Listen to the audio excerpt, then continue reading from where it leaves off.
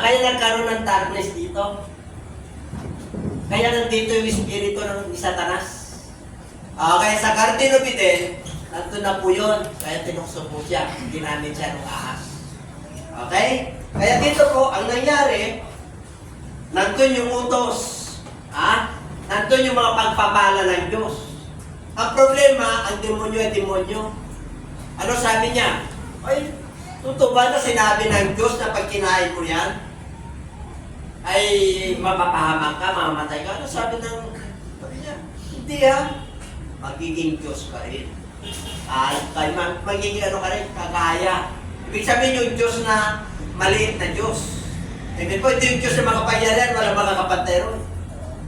Kaya binulit si Satanas kasi pinakamaganda nilikha niya sa kalangitan, pinakagwapo. Kaya morning, inatulad po yan sa great morning star. Kaya binuli niya, bakit po? Ay, nung nagkaroon na ng kamalayan, gusto niya, lalampasan niya ang Diyos na lumiga sa kanya. Pero ba ganyan? Na yung tao, dami na siyang knowledge. Di ba gusto niya, lalampasan niya na yung langit? Yung imagination ng tao, tingnan niya paglikha ng tao, ang Diyos. Makapangyarihan ng tao. Kasi yung power ng Diyos nasa iyo. Kasi God created us in His own image. Kaya maraming natadaya. Pag may kapangyarihan ka na, meron ka ng knowledge, meron ka ng power, meron kang pera, meron kang pamamahala, iba na. Makakalimutan mo yung pinanggalingan mo. Tama? Kaya mag-ingat kayo pag pinagpala kayo ng Diyos, kayo mga viewers. Sa kabila noon, nakasala po sila, ang ginawa ng Lord, okay, hinahanap po sila. Ganun ka-concern ng Diyos. Nagkasala na sila, where art thou, Adam? Chapter 3. Asan kayo? Tanong, alam ba ng Diyos kung saan sila? Alam, kasi Diyos siya. Kaya lang, bakit niya hinahanap? Hanapin pa ba yun? May kasalanan na. Sa kabila sa sila ng kasala, concern pa rin. Kasi nahiya na sila sa kanilang ginawa. Alam nyo, pag ikaw ay mananampalataya, kahit hindi ka mananampalataya, pag mayroon kang ginawa ng laban sa Diyos, di ba nahiya ka? Sa kapwa mo na lang, di ba nahiya ka? Di mo nga may tingin yung sarili mong yung mata, diretsuhan Kasi may pinagtatakpan na ginagawang kasalanan. Ganun po yun. Kaya, ganun din po tayo. Pag may nagawa po tayo. Kaya nga, napakahirap na transparency. Kasi tao lang po tayo. Yung katwiran ng Diyos, iano po natin. Meron kang laging makikita mantsa, kamalian, habang buhay po tayo, kasalanan.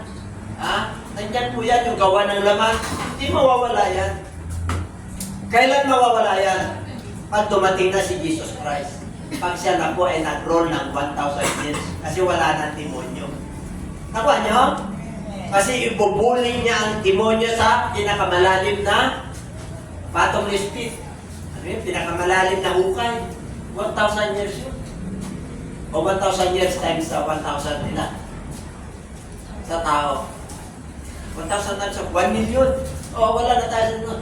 Kasama na tayo ni Kristo. Buhay na walang hanggan. Kasi yung kasama niya sa mararapture, nabababa sa panahon natin. Kaya kailan makasama tayo sa rapture? Amen po? O kundi, mapupunta tayo sa second na yung death. Mahirap yun. Iiwan ka, tribulation sense ang tawag doon. Alamang tatatakan ka dahil sa economic. Kaya nga meron na tayong mga warning ng Lord Amen po? Kaya dito, wala na, hindi na sila makabalik. May gwardiya na lang ang yun Ang kinuha pa ng Lord niyan, binigyan sila ng damit. Gumawa siya ng damit ng dalawa, tapos pinalayas niya. Minsan, ganun din sa panahon natin ngayon, Pag mananampalataya ka na, nasa art ka na lumalabas ka pa. Ang dami ng blessing ng Lord sa atin dahil sa kahirapan ng buhay. Hindi tayo makapag-peace. Hindi natin kaya. Kaya isa-isahin natin po yan, First love. Bakit nagiging first love? Kanya yung kamala ng Panginoon ng Diyos. Nakasala na. Di ba? Ginawa niya pa sila ng paraan para ipakita sa kanila ng pag-ibig niya. Okay? Number 3. Ano yung number 1? Ano yung number 1? First love. God's love. Number 2? Full of men. Pag sinabing full of men, nandiyan yung warning ng Lord, huwag ka magkakasala. Nagpo-warning ang Lord eh. Bago mo makuha yung pagpapala ng Diyos, may warning. Amen?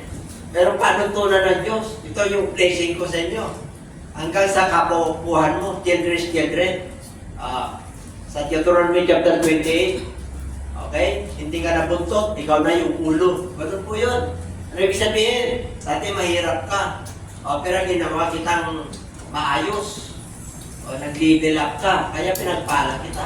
Iningatan kita. Ganun po yung sa ating panahon na Gentiles dahil kay Kristo. Pero sa mga Hudyo, ganun talaga literal. Pinakain niya sila ng 40 years. Literal. Amen po, sa wilderness, 40 years sila nagtapay. Literal po yun. Walang tolda, walang tent, walang garments. 600,000 na tao. Pinakain niya for 40 years sa wilderness. Grabe, di ba? Pag-araw, hindi sila naarawan kasi merong tabing ng mga tao, yung clouds. Pagkagabi, walang ilaw naman sa wilderness. Pag sinabing wilderness, forest po yan. Di ba? Wilderness, parang yung forest. Yung ano yung ilang. Meron bang ilaw doon? Meron ba silang protection doon? Wala. Pagkagabi, merong haliking apoy para may ilaw po sila. Pag-araw, para hindi sila marawan, pag umulan, meron din silang tulda. Araw at lahat yun. Protektado sila. Amen? Ganun sila kamahal ng ating Panginoon. Ngayon, there is a promise. What is the promise? Dahil kayo ay nagkasala, ito yung pangako. Ano yun? And I will put enmity between you and the woman. Ito po, yung enmity po, yung kaaway. Ang mamagitan niyan dahil ang demonyo si Satanas, ang tumukso, magkakaroon sila ng pagitan. Ano yun? Woman at ang demonyo. Ngayon, magkakaroon sila ng ano yun, Sid? Punla? Sid eh. Ano yun? Basta, alam niyo na yung Sid. And her Sid. Okay, magkano po sila? He shall bruise your head and you shall bruise his head. Ang tinutukoy po niyan, mga kapatid, yung babae kasi nagkasala. Magkakaroon ng binhi. Binhi na manggagaling sa Diyos para apakan na lang ng demonyo. Yung sakong nandun na lang. Si Jesus Christ po ang promise dyan na ipapanganak. Dahil nagkasala po siya. Nagkasala po sila eh, pinalayas po sila eh. Kaya ito yung promise na darating. Itong binhi na ito magagaling kahit sa babae. Kaya naligtas ang babae. Ginamit siya ni Virgin Mary. Kaya may kaligtasan ng buong sa katawan. Kaya wala na magawa ang demonyo nung lumabas si Kristo. And everybody say amen. Kaya yung sakong na kinakakatang ahas, ganun mo na lang dun. Sa pangalan ng Jesus, di ba? Demonyo ka. Ikaw nagdala ng buyok kay Eva. Kaya nagkasala. At saka kay Adan sa buong sa katawan. O ngayon, dahil kay Kristo, nandito yung pangako. Okay, ano ba? Ano yan?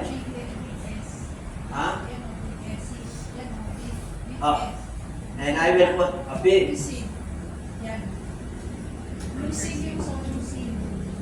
Ito, yan o. Si Kristo yan. Iba yung seed dito, yung binhi. Ito, between. Ang Diyos yan, no? Makikita nyo. Yan ang pupukpok sa ulo nyo mga tao at tigas ng ulo nyo. At ang demonyo, wala nang kakayanan yan. Yun ang ibig po sabihin yun. Amen po, kaya nung pinanganak si Kristo, nung nabuhay po siya, bata pa lang, ilan na ng worship ng mga anghel galing sa langit. Nagkaroon ng liwanag sa mga pastor. Kita niyo? Kasi galing siya kay Virgin Mary. Amen? Maliwanag po? John 3:16. May basa?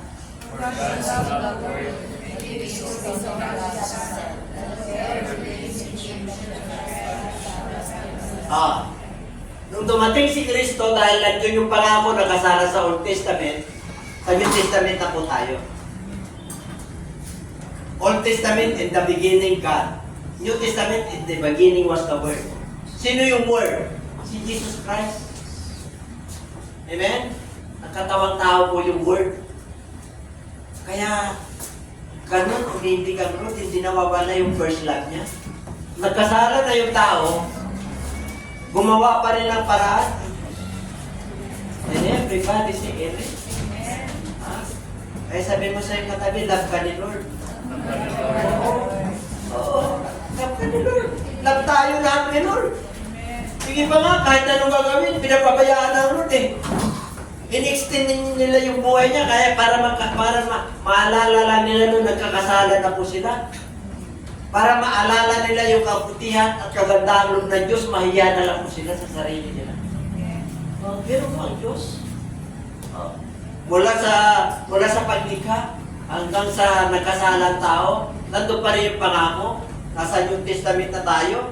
Pag sinabing ang Diyos, ganun na lamang ang pag-ibig sa buong mundo, kahit na nagkasalang tao. Binigay niya yung kanyang bugtong na anak, na kung sino man sa kanya ay manampalataya, hindi siya mapapahamak, kundi magkaroon ng buhay na walang hanggan. Pero may buhay na walang hanggan tayo, kasi makasalanan tayo. Pinatawad na tayo ni Buddha. Kaya mapapahamak ka talaga pag hindi ka nanalig sa Lord. Kaya pagdating mo sa Judgment Day, talagang maraming luluhod dyan. Pagdating na rapture, lahat ng tuhod ay luluhod. Kahit na ayaw mong lumuhod, paluluhod ka ng Diyos. Amen? Kasi nilikha ka niya. Whether you like it or not. Luluhod at luluhod ka pagdating ng rapture day. Kaya, asamin po natin yun. Ano pa? Number 4 na? Number 4. Malapit na tayo. Number 4. Signs of His coming and end to this world. Diba? Sabi nila, ito yung mga palatandaan ng pagbabalik ng Diyos. Amen? Pag sinabing Matthew chapter 24, the signs of His coming. Dalawa yan. The signs of His coming and the end of this world. 2,000 years ago, pinapangaral na yan. 2,000 years ago, 21st century na. Hindi pa bumabalik ang Diyos. Pero dami na. Dami nang nangyari. Okay. Ano yung nangyari? Alam nyo, sa 24, basahin nyo na lang yan ha. Sa 1 to 4, sa templo sila, kasama niya yung kanyang mga alagad. Overlooking po yun. Pag nandun ka sa Mount of Olives, kita-kita mo po yung Jerusalem sa baba. Kasi galing po kami ron. Napunta po kami ron, kaya na po namin. Diyan, may templo yan ng panahon ni King Herod. Ng templo yan. Ang sabi ng Lord sa kanila, itong templo na to, kapwa ba to walang maiiwan? Walang maiiwan.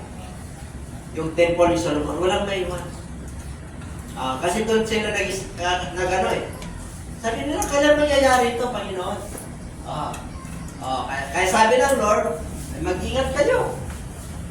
Kasi, mag-ingat, take heed sa 5, 6, 7. Mag-ingat kayo kasi maraming darating na Kristo. Huwag kayong maniwala kasi maraming ililigaw yun. Yan. Yan ang una. Tapos magkakaroon ng mga digmaan. Rumors of war. Alingaungan ng digmaan. Yun yung mapalatandaan. Hanggang ngayon, di ba may digmaan? Kingdom against kingdom. And nation against nation. Tapos na ba yung nation against nation? Yes, First World War. And Second World War. That is nations against nation. Now, on our generation, kingdom against kingdom. Kasi may United Nation na. May treaty na, may tratado na. Kaya hindi na pwedeng gigirahin ang buong mundo. Even ko, kasi pintutan na lang ngayon, mawawala ng tao. Okay? Marunong ang Diyos. Nasa kanyang salita na. Nahulan na po yan yung nangyayari ngayon. Kaya dapat matalino po tayo. Pag sinabing signs of His coming, 2,000 years ago yan. Sinabi ni Kristo sa kanyang alagad. Ha?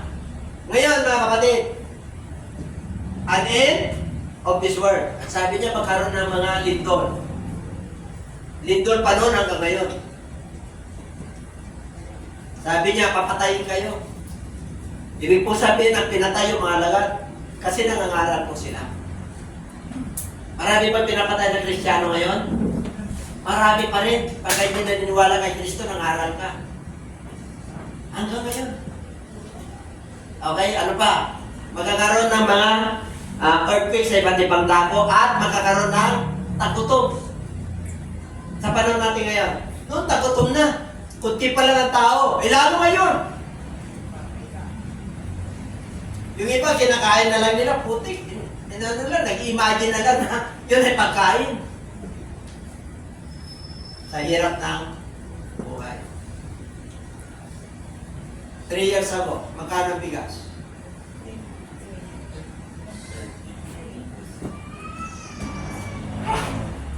Two years ago, magkano? Ngayon, magkano? Inflation rate, buong mundo po yan. You cannot control. You know why? Because the demand and supply is imbalance. Marami kumakain, kunti ang supply. That is the law of supply and demand. Marami ng tao. Kaya, minsan, tinanong sa akin bakit ganun ang Diyos? Ano yun? Bakit may mga piste pa, may mga trahedya? Minsan, yung sa Thailand, naalala niyo yung tsunami doon? 100,000 plus ang namatay. Isang ganun lang yun, pshh! Sabi ng iba, kasi nagbabawas ang Diyos.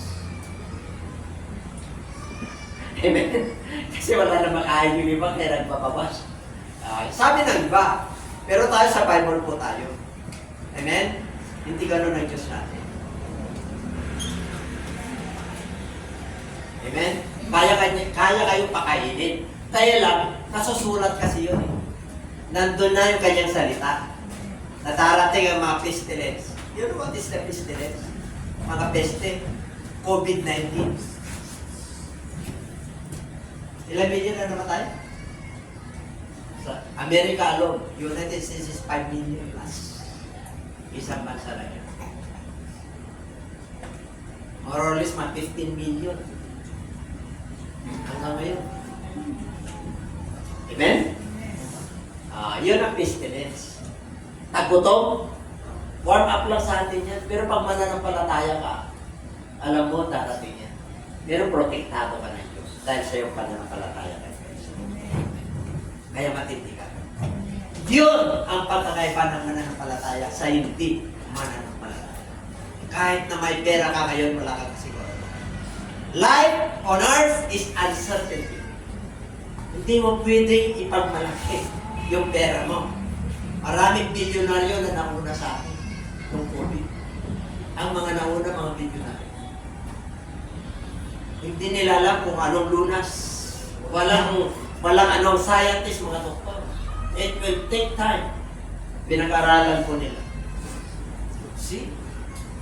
On this life, on this earth, uncertainty. Pero pag nasa Lord ka, assuredly, I say unto you. Pag sinabi ng Lord, assuredly, Diyos ang nagsalita. Kaya manampalataya ka at hawakan mo yan. Hindi tao ang nagsalita, Diyos. Yun ang pag-asa natin sa Panginoon. Amen? Kasi meron tayong time frame sa mundo ito, meron tayong kanya-kanyang panahon. You cannot guarantee that tomorrow we are still alive. No one can guarantee. Because life is ang may hawak ang Diyos. And ito, kaya kung may mga gusto tayo sa buhay, continuous lang. Life is a cycle. Ganun talaga. Minsan sa mahirap, minsan may pagyo, minsan kabayapaan. Yan naman ang cycle ng buhay. Pero, itiyakin lang natin na yung mga signs na yan at yung end of this world, alam natin. Ang tanong, kailan yung end of this world? Gusto nyo malaman? Kasi science pa lang yun eh. Ang sabi niya, pag nakita nyo na to, this is just the beginning of sorrow. Pag-umpisa pa lang. Kailangan mangyari yan. Kasi nasusulat. Pag sinabing nasusulat sa Bible, Diyos ang nagsulat yan. Mangyayari at mangyayari. Ngayon, when is the time of this world? Dalawa yan eh. And because, okay, and because lawlessness will abound, the love of many will grow cold. Diba ang title natin, first love? Dapat maniga sa first love, diba? Okay, bakit dito? Sapagkat ang katampalasanan o ang kasamaan ay lalaganap. Ang pag-ibig ng marami ay manlalamig. Sa panahon ngayon, madaling manlamig ang tao. Sa pressure. Sa hirap ng buhay. Nag-apura ang lahat ng tao. Hahabulin niya yung kanyang mga commitments. Hahabulin niya yung kanyang obligasyon. Hahabulin niya yung kanyang commitment sa trabaho, sa pamilya, sa kabuhayan. Habol ng habol. Hindi mo pwedeng habulin ang oras. Amen? Kasi ang oras ay nagpo-forward. Valentine's na next week. February na next week po. Ang 1 ay Thursday. Ang Thursday po, ang 1. February na po. Para nag-kickback lang tayo ng Noche Buena. Ng 24. Ang bilis, di ba ba? Pagkatapos ng February, akala mo over na, nakalimutan mo na yung ginawa mo nung kahapon. Yung pala, Holy Week na naman. Apat na naman ang tao. Tamang Diyos, pero laging period eh. Panal na naman tayo. Amen? Kasi mangilit tayo eh. Kasi kaya, Holy Week. Ngayong January, National Bible Month. Kaya magbigay tayo ng Bible mamaya. Nagbigay na kami kahapon. Okay? Kasi, isinisilibrate natin yung National Bible Month sa Pilipinas. Hindi buong mundo to ha. Pilipinas lang. Kasi yung mga nagdaang presidente, mula kay Marcos, Nadia kay Cory, kasi kay Marcos November, kay Cory ginawang January. Tapos, ang nilantaan niya nila Ramos, lahat nila Iraq. Kasi maganda nga, para sa Diyos yun. Amen po. Eh kung yung si Duterte na, hindi na National Bible Week. Si Duterte, National Bible Month. Kaya, from January 1 up to January 31, meron tayong consciousness na magkaroon ng Biblia. Amen? Kailangan basahin mo yan, kapatid. Mga viewers, ha? Basa. Sabi ng Lord, itong aklat na ito ay huwag mahiwalay sa inyong bibig. Pagkos muni-muniin nyo ito, araw at gabi, upang kayo'y magkaroon ng magandang tagumpay at kinabukasan. That is the secret. Huwag mahiwalay. This book of the law shall not depart out of your mouth. Don't meditate your problem. If you meditate your problem day and night, it will just magnify. Lumalaki lang po yan. Kaya ang sabi ng Lord, sino ang makakatagdag ng buhay pag ikaw ay napapalisa? Mababawasan ang buhay mo, kapatid, mga viewers. Kaya kung gusto mo na matagdagan yung buhay mo, una sa Lord ka. Pangalawa, ikalang ng magulang mo. Pangatlo, gumawa ka ng mabubuting bagay. Everybody say.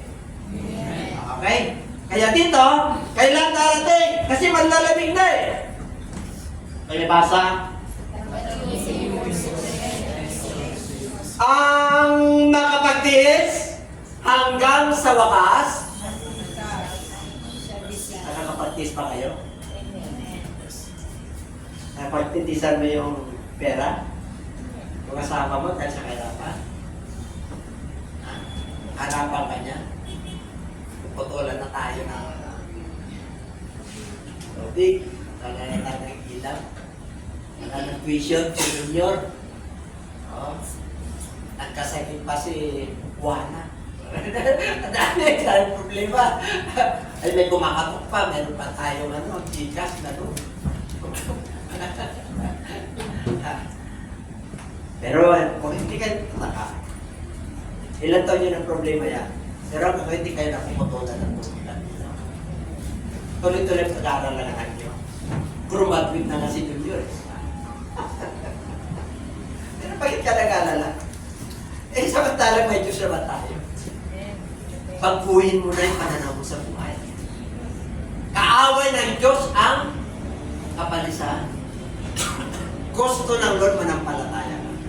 Gusto ng Diyos, tatayuan mo yung kanyang salita. Mararamdaman mo kung gaano kapangyarihan ang Diyos. Amen? Sabi mo yun siya matalim. Sa katalim, matindi ka pala. Kaya huwag ka nang malungkot, ha? Huwag ka nang malungkot.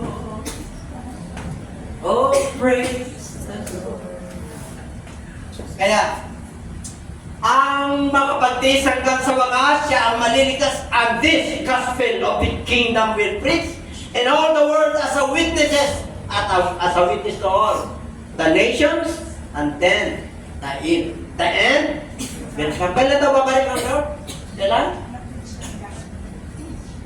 Pag ang ebanghelyo ng kaharian ng Diyos ay pinangaral sa buong mundo bilang patotoo sa lahat ng mga bansa, at yon ang wakas ng mundo ito.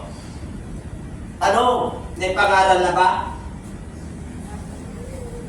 Kaya mga hindi pa dumarating, may pangaral na. Sakana na ang salita ng Diyos sa buong mundo. Whether you like it or not, Arab nation, communist country, papasok ang gospel ng Lord. Alam niyo kung bakit? Because of this platform of social media. Ako nga nung nangaral ako last year or 2 years ago, yung Ukraine, bago mag-Ukraine, yung gera, isang araw ko lang, mga Ruso ang nanood. Hindi naman nila maintindihan. Kaya ang bilis ng ko, yung Diyos ko. Sa araw na yun, 2 araw. Nakalagay Russian eh. Good news kasi yung title ko. Nakahanap sila ngayon ng kalinga. Ano ba yung good news? O siyempre, wala naman akong interpreter eh. Amen? E kung meron tayong subtitle doon na English, okay yun, may kundihan nila. Naintindihan siguro nung iba, pagka mayroon silang mga Pilipina na napangasawa. Amen po? Ganun katindi yung gospel. O ngayon, may gusto magipag-usap sa akin sa India. Amen? O di ko makinakausap. Bakit po? Gospel. Maraming, yung gospel na yan, marami yan. Pero sa Bible, isa lang yan. Meron kasi real gospel. Meron din good news at demonyo. Amen? Ang good news sa kanya. Pero bad news ang resulta. Bad ang result. Ang good news talaga, there is only one good, that is God. Demon is not good. Bad siya. Nasa dilim po siya. Kaya ang liwanag ay nasa Diyos. Kaya nga nung luwikan ng Lord, dilim at liwanag, nakita ng Diyos na mas maganda yung liwanag, kaya iniwalay niya yung liwanag. And God saw that it was good. Ano yung good? The light. Kasi darkness, magpapahinga ka. While it is day, you must work. While it is day, you must go. You must preach. You must pray. Humayo ka. Mananampalataya ka. God make you a guard. Ginawa ka ng Diyos na pantay. Ginawa ka ng Diyos na mananampalataya ka sa mga sa buhay para ipangaral yung what is the gospel? The plan of salvation. Plan of salvation. Kaya bumaba si Kristo po rito para sa lahat. Kaya kung maniwala sila o hindi, pag sumunod sila sa sinabi niya, turo niya, maliligtas sila. Kaya yung iba, nandun na sa kanila, hindi pa rin sila naniniwala. Pero, hindi pa rin sila sumusunod, para siya rin sumusunod. Para siya rin. Kaya hindi pa dumarating ang Lord kasi marami pang mga mananampalataya na malabya. Dahil sa nangyayari sa personal nilang buhay, nandaramig. Tignan mo yung katabi mo kung nalalamig. Ay, giniginaw. Huwag ka lang giginawin ang pananampalataya. Gawin mo itin ito. Gawin mo itin.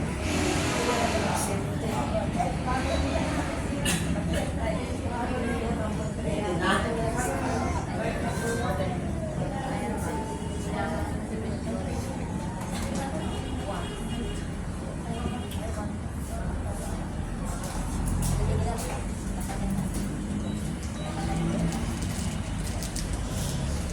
Nag-pause lang ako sa tali.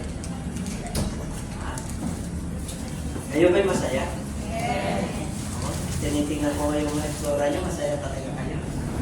Grabe, guwapo ng mga anak na Diyos. Ano gano'n matapa? Kasi malinaw talaga. Biro mo naman kasama mo Diyos.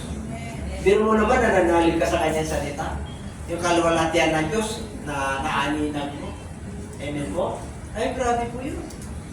Ang Diyos sa panahon natin ngayon, hindi basta-basta nangungusap po yan. Amen po? Kaya mapalad ko pag nangungusapan nyo sa atin. Ha? Yung gospel niya, plan of salvation. Pag sinabi ng gospel, ano yan, Bishop? Matthew 28:19 at saka Acts 2:38. Yun ang plan of salvation. Paliwanag ko na lang. Kaya kayong mga mananampalataya, dapat ano tayo, ha? Amen? Tuloy-tuloy yun. Pag sinabi, Matthew 20:10, go ye into the world and preach the gospel to all nations. Teaching them to observe all things. Baptizing them, ito yung baptism eh. Acts 2:38, repent, baptize in the water and baptism of the Holy Spirit. Yun yung gospel. Amen? Hindi pa naniniwala doon. Pero, tataanan na sila ng mabuting balita. Kaya lang, hindi nila tinanggap. Ano yan, everybody say? Okay? Ano pa? The Church of Ephesus. What is the Church of Ephesus? There are 7 churches yan. Sa Asia po yan. Asia po yan. Mga Gentiles Christian. Okay? Kasi nakarating po si Paul dyan sa Ephesus, sa Laodicea, sa Tarsina, sa Smyrna po. 7 churches yan. Ang tatalakayin natin dahil love ang ating pinaka-topic, 2 church ang kakulangan. Okay, tingnan natin. Okay, yung 2 lang, the Church of Ephesus. Nevertheless, I have this against you, that you have left your first love. Remember therefore, from where you have fallen. Okay, fallen talaga. Bumagsak. Hindi natin nabasa. Nawala. Okay. Alalahanin mo kung saan ka bumagsak. Doon ka tatayo. Sabi ng Lord, mag-repent ka. Upang sa magkaganon, kasi bago magano po yun, ang sabi ng Lord dito, bago mag-4, 2:1 to 4, 2:1 to 3, ang sabi niya, nakita ko ang inyong kasikasigan. Mainit kayo, matapat kayo sa paglilingkod. Pero mayroon akong laban sa inyo. Ito yun. Ito ang nakita ko sa inyo. I have against you, Church of Ephesus. Pag sa Church of Ephesus, iglesia sa Episo yan, lugar po yan, bansa po yan.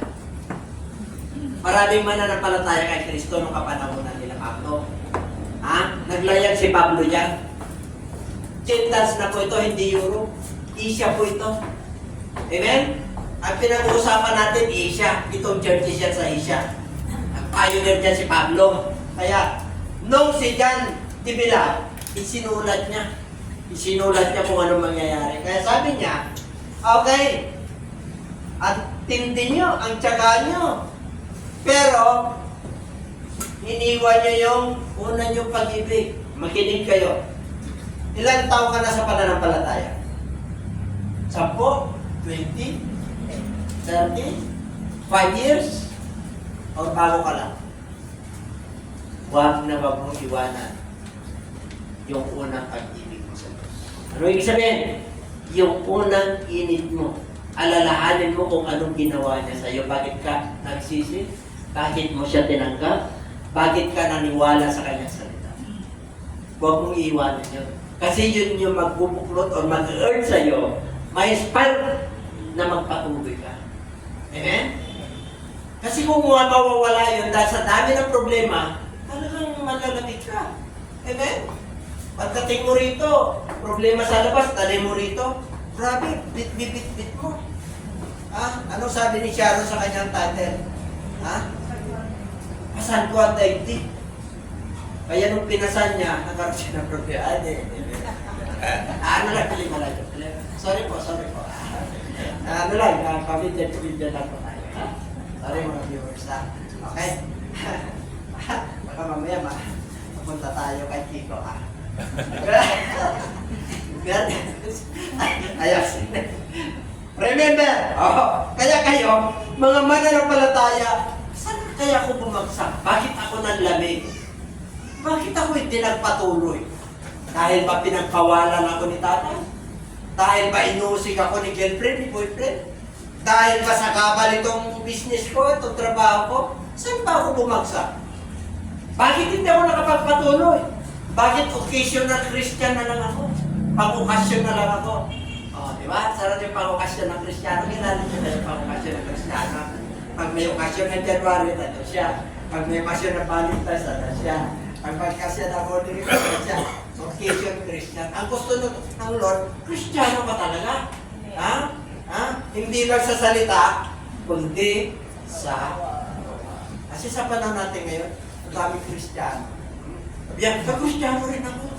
Oo, kasi Christian country po tayo. Ay, isa lang din ang Diyos ko. Isa lang naman talaga ang Diyos ang kilala. Tanungin mo kung sino yung ama. Sige ko yan.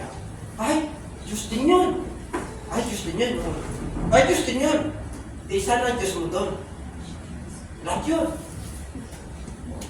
Tatlo na. Nakuha niyo? Isa lang ang Diyos. Amen. Ang Diyos ay Espiritu. Amen. Walang nakakilala sa Kanya. Nakakita sa Kanya. Ang nakakilala sa Diyos na nag-isa na lumala sa atin, sino? Si Kristo lang. Kaya sabi niya, ako yung daan, ako yung katotohanan, ako yung buhay, walang makakapunta sa Ama maliban sa akin. Sino ba man nakikilala sa Ama? Sino? Sino ngayon yung tinatawag niya Ama nung nandito siya? Espiritu yun. Hindi ba, nung hinanapan siya ng mga alagad, the disciple asked the Lord Jesus Christ when He was ministering. And ang sabi ni Thomas, sino yung daan? Wala na natin daan, di ba? Daan ng Kristo. Ayaw kayo pag kayo hindi ako namumula, talagang dating daan. Sa ating daan ng Kristo. Dumating ang lumang daan ng panahon natin ngayon. Pero ang daan talaga kay Kristo. Kaya maraming tinataanan na ngayon ng tao. Kasi ang dami na nangangaral, ito yung daan. Ito yung daan ng doktrina. Ito yung daan ng ganyan. Ang dami ng daan. Kaya tinanong siya, kung daan. Si Peter, ay si Philip. Isa sa mga lagat ni Kristo, sabi niya, lagi mong binabanggit po na kaya Ama. Hinahanapan siya ng Ama. Hinahanapan siya. Ano sabi ni Jesus Christ sa kanyang mga lagat? Peter, I have been so long with you. Until now, you have not known me. If you seen me, you seen your Father. Did you not believe that the Father is in me? And I am in the Father. Yung tinutukoy niya ng Father, Espiritu po yun, nasa Kanya. Yung mga tao ginawang literal. Kapag nagsasalita si Jesus Christ, parang ako, may tatay ako. Meron din akong anak. Literal, ang Diyos ay Espiritu. And everybody say Amen? Amen. And nung nag-resurrect si Jesus Christ, bumalik na sa kanyang dating kalagayan, sino kayo ng Ama ko? Di ba? Our Father who art in heaven. Pag nananalangin kayo ng Our Father who art in heaven, sino yung Ama mo? Yung Ama nila, yung Ama ni Kristo at si Jesus Christ anak. Kaya hindi nila kilala yun. Sa Bible po yun. The everlasting Father. Sino yun? Yung ipapanganak ng talaga. Isaiah 9:6. Ang Espiritu po yun. Yung tinutukoy niyang Ama. Kaya yung trono, hindi po tatlo. Isa lang. Amen. Ang nakaupo doon si Jesus Christ. Amen. Kaya nga nag-resurrect po siya. Kaya yung gospel na yan kulang pa. Kaya nandito ang social media para mapabuo yung number na Gentiles na papasok sa karera ng Diyos. Amen? Okay. Dito na, first love. Okay. Kaya tinanggal ko yung love stat eh. Unless you... Okay. Mag-repent tayo. Amen? Yun lang kailangan na doon. Mananampalataya ka na, anak na kita eh. Kailangan maningas yung pag-ibig mo. Yung pag-ibig mo sa Diyos. Okay. Ano pa? But this you have that you hate. The deeds of the Nicolaitans which also I hate. Mga doktrina na po yan. Number 2. Revelation 3:15. I know your words that you are neither cold or hot. Sino yan? Church of? Nandito tayo ngayon. Nandito tayo ngayon sa generation ng Laodicean Church. Tingnan nyo. Tingnan mo nga. Hindi ka malamig o mainit. Di ba maraming baligting ngayon? Di ba maraming baligting? Pag sinungalang sa politiko, nagbubudgod mo yung sarili mo. Amen? Kasi hindi mo alam kung saan siya eh. Okay? I could wish you were cold or hot. Ang gusto ng Lord kung cold, kung hot, hot. Amen? So, yung paglilingkod mo, kailan hot ka. So then, because you are lukewarm,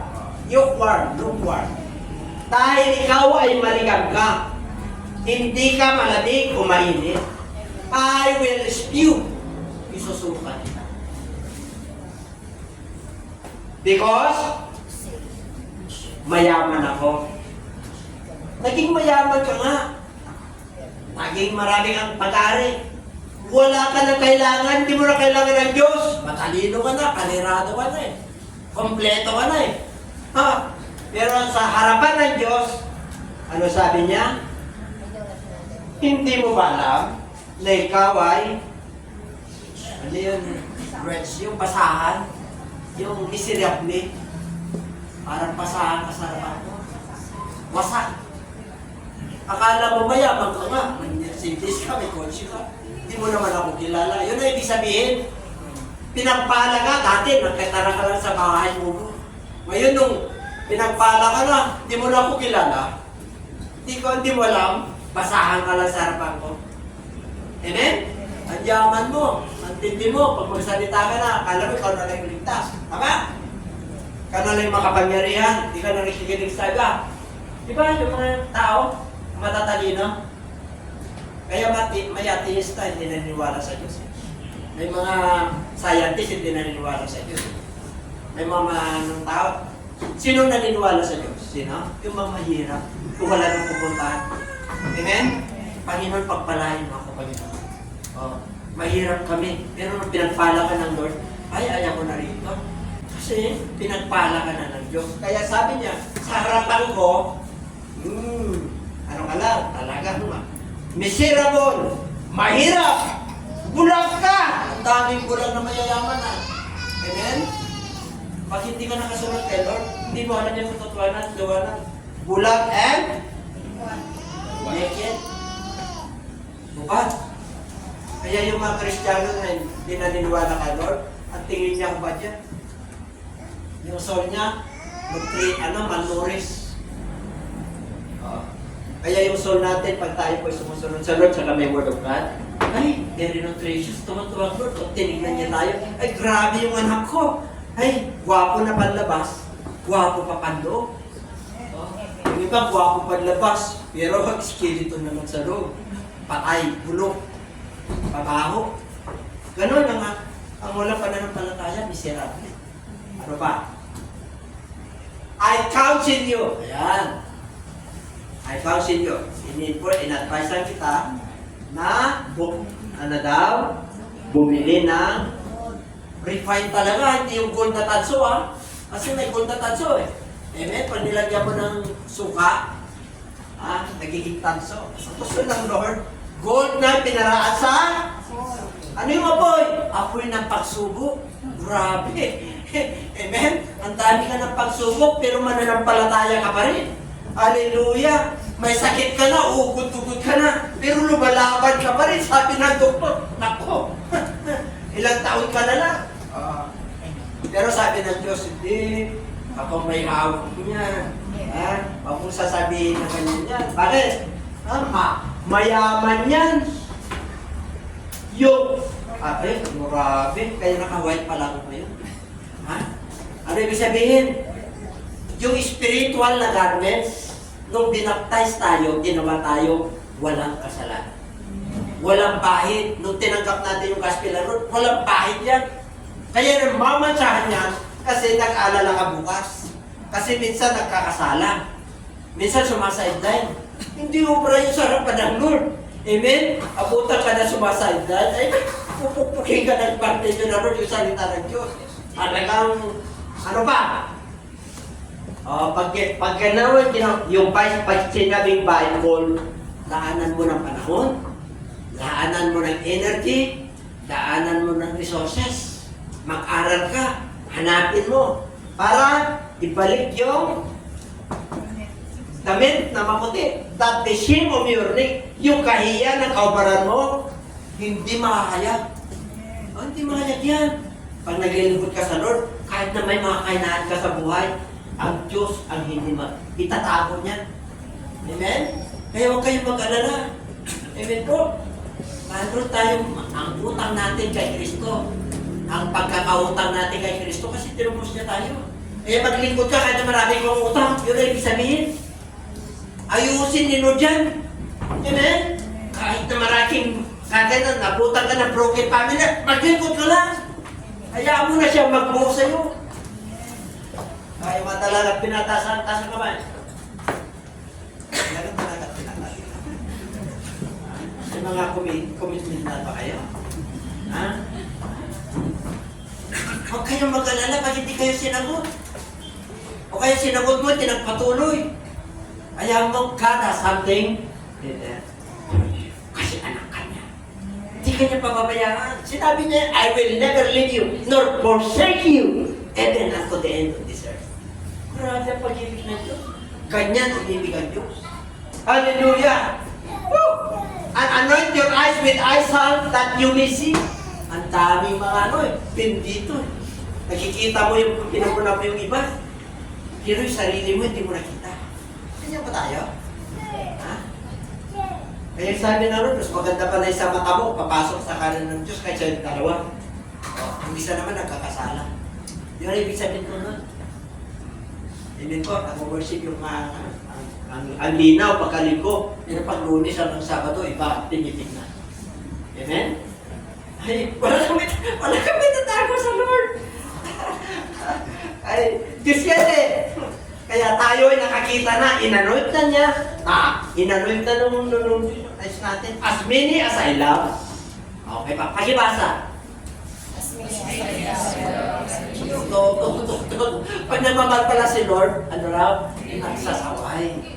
Kasi para hindi ka mapahama. Okay. Kaya, pag sinabi siya, mampasok siya, palo. Pag hindi ka pa sumunod, papaluin ka na niya. Lati ko na po yun. Amen ko? Pag patigas pa rin ang ulo mo, papay kukunin ka na niya. Sagad ka pa. Para hindi ka maniwala. Tingnan natin. As many as I love, as you. And, therefore, be zealous unto them. Ito, pagsikapan ninyo. Pag sinabing zealous, hindi sulusok mo yan. Pagsikapan ninyo. Na gumawa na mabuti at magsisi. Kayo. Dami ka ng ginawang kababalagan ng kasalanan, nakataas pa rin. Wala talaga ako kasalanan. Grabe kang titi mo. Kaya sabi ng Lord, tingnan niyo, basahin niyo. Behold, I stand at the door and knock. If anyone hears my voice and opens the door, I will come into him and dine with him and he with me. Makinig kayo, mga viewers. Nakahanap ng repentance ang Lord. Nandyan lagi siya. Behold, I stand at the door. Hindi po literal na door. I stand at the door of your heart. I-open mo na, tanggapin mo na kung sino ka. Amen? Kung nagkasala ka, nagkamali ka, ask forgiveness from God at yung sa tao, lumapit ka, magpakumbaba ka. Ha? Sabi niyo, pagkarapat-dapat ka na, natulang ako. Magatok ka lang. Ano ibig sabihin? Panginoon, mahabag ka. Mahabag ka, Panginoon, hanggang ngayon, di pa mo tinutugon yung pangangailangan ko. Di mo pa tinutugon yung relationship ko namin na maayos. Hindi mo pa tinutugon, Panginoon, yung ating business. Ito yung nais ko, Panginoon. Nais kong lumago, nais kong umasinso. Kaya lang may mga sagabal eh.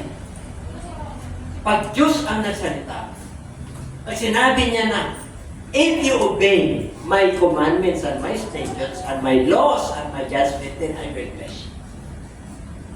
Diyos ang sabi nun. Kaya sumunod ka lang, kahit na may mahirap, kahit na may pangtiyo. Kahit na may unos, sunod lang. Sabihin mo sa'yo katabi, sunod lang. Kahit nasan bahay na sila sa'yo, mabait ka pa rin. Laging sinasabi yan, mas magandang mabait kaysa salbahe. Diba? Alam mo?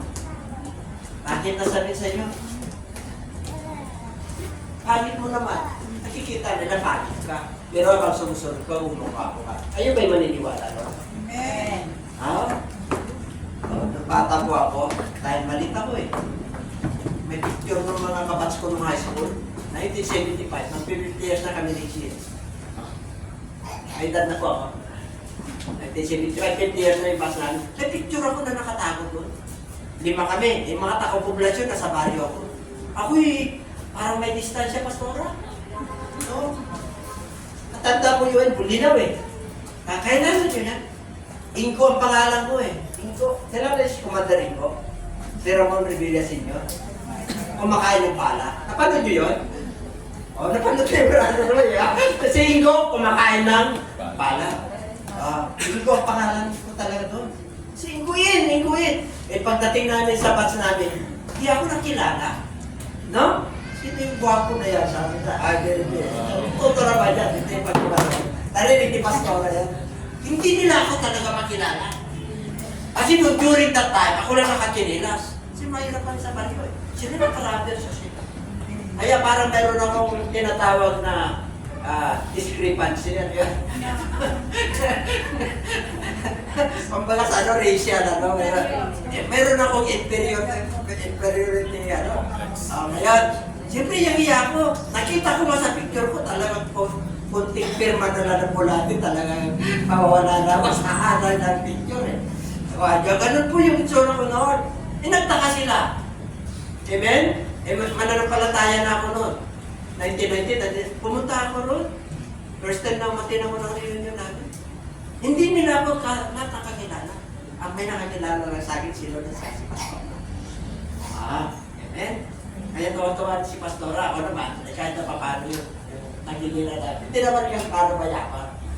Kasi, alam niyo to, tumatayo ang yabang. Kayo ba naniniwala ron? Pag may pera kami sa milyon, alagay mo, mag-ibang kulay. Amen? Alagay nyo, pag may kotse kayo. Ano? Oo! Kakaiba ka. Oo. Dati tricycle lang sa kabay. Pero pag may kotse, magpagkita mo. Pero na may tricycle ka, nakatago ka. Dati tayo makita, ganun pa. Dati tayo makita. Di ba? Pinagpala ka na ni Lord eh. Sa Diyos ka na eh. Amen. May kotse o walang kotse? Sa Diyos ka. Ano yun ang ibig sabihin doon? Hayaan mo ang Diyos mag-supply sa'yo. Everybody siya, praise the Lord. Praise the Lord. First love nga yan eh. Tingnan mo kung bakit maging first love. Una, number 1. Yung first love. God's love.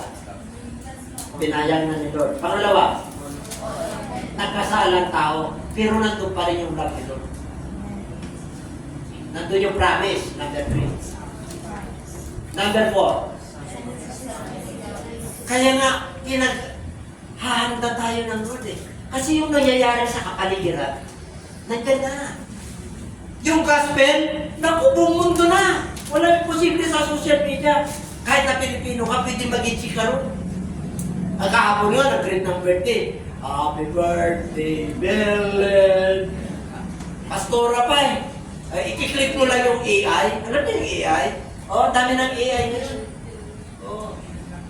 Ang Antichrist tools is comfort and convenience. Amen? Christ may self